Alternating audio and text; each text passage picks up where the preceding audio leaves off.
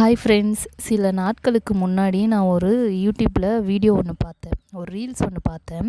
அதில் ஒரு சிஸ்டர் என்ன சொல்கிறாங்கன்னா, வருஷக்கணக்காக உங்கள் வீட்டில் மல்லிகைப்பூ செடி இருந்து அது பூக்காமல் இருந்தாக்கா நான் ஒரு ட்ரிக் சொல்கிறேன், அதுபடி நீங்கள் ஃபாலோ பண்ணுங்கள், கண்டிப்பாக பூக்கும் அப்படின்னு சொன்னாங்க.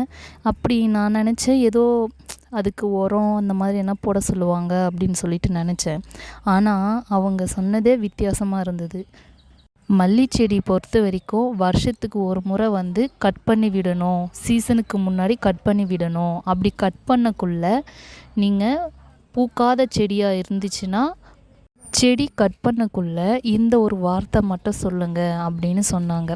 அது என்ன வார்த்தைன்னா, அந்த செடி கட் பண்ணக்குள்ள நீ இந்த முறை பூக்கலைன்னா உன்னை நான் தோண்டி போட்டுருவேன், அதாவது பிடுங்கி கடாசிடுவேன், நீ தேவையே இல்லை அப்படின்னு ஒவ்வொரு முறையும் சொல்லிகிட்டே கட் பண்ணுங்கன்னு சொன்னாங்க.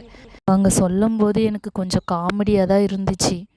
என்ன இதெல்லாம் வந்து ரிசல்ட்டு தருமா அப்படின்னு சொல்லிட்டு என்னால் ஏற்றுக்க முடியல. சரி, இருந்தாலும் நம்ம ட்ரை பண்ணி பார்க்கலாம் அப்படின்னு சொல்லிட்டு இருக்கிற செடியெல்லாம் கட் பண்ணக்குள்ளே அவங்க சொன்ன மாதிரியே சொல்லிக்கிட்டே அறுத்து போட்டேன். எங்கள் அம்மா பார்த்துட்டு சிரித்தாங்க. என்னடி சொல்லிகிட்டு இருக்க செடிக்கிட்ட போயிட்டு அப்படின்னு சொல்லிட்டு. அம்மா, நான் இந்த மாதிரி ஒரு வீடியோவில் பார்த்தேன், அது நடக்குதா இல்லையான்னு பார்க்கலாம் அப்படின்னு சொல்லிட்டு நான் சொன்னேன்.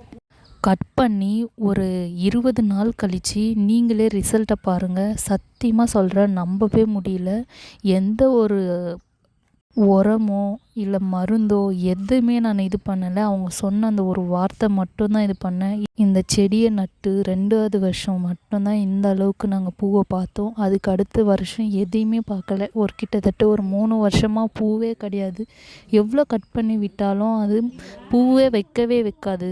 அவங்க சொன்ன ட்ரிக் கண்டிப்பாக உண்மை. உங்கள் வீட்டிலையும் இந்த மாதிரி செடிங்க ஏதாச்சும் இருந்தாக்கா, அது பூவே வைக்காமல் இருந்தால் இந்த மாதிரி நீங்கள் ட்ரை பண்ணி பாருங்கள். பார்த்துட்டு அது உண்மையாலே பெனிஃபிட்டாக இருந்துச்சுனாக்கா கமெண்ட்டில் வந்து சொல்லுங்கள்.